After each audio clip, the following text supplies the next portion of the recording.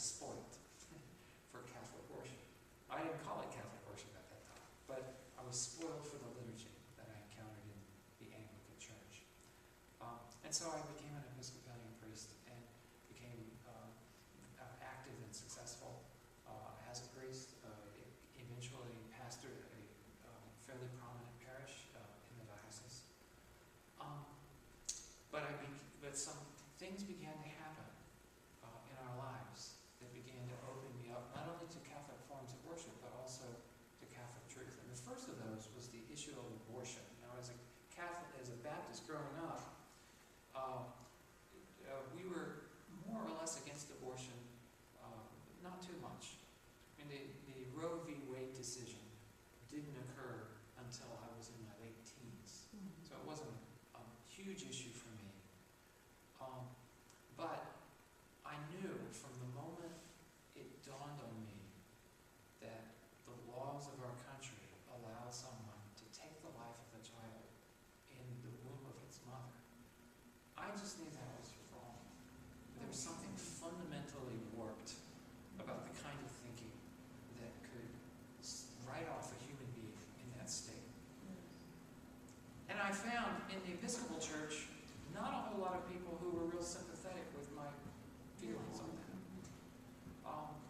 I was able to find some commonality in the Baptist churches and the conservative Protestant churches, but to my surprise, I found that these people that I hardly knew existed, the Catholics, were the ones who were the most clear and consistent and fundamentally opposed to this horrible violation that I sensed and knew.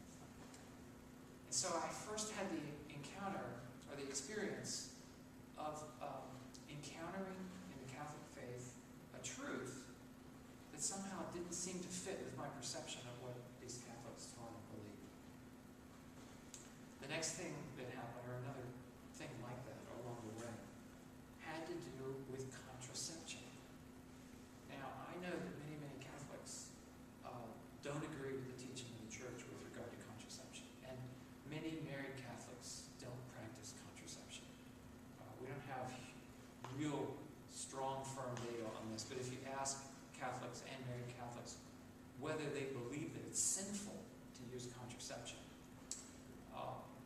only a small minority, fewer than 20%, will say yes, it's sinful. So that tells us that many Catholics don't agree with the teaching about contraception. But I have to tell you, it was that teaching that helped to draw my wife and I to the Catholic Church, because here's our story. We, of course, when we got married, used contraception without even thinking about whether it was right or wrong, because as Episcopalians and even as Baptists, no one had ever said that you shouldn't do that. And we thought, of course, it's common sense that you would want to limit the number of children that you have, and you would want to be able to control that particular part of your life as a married couple.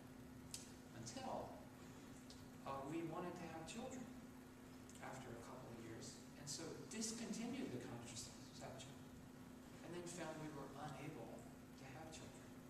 For 3 years we tried, and were unsuccessful. And so we began to go to the doctors to get testing for fertility.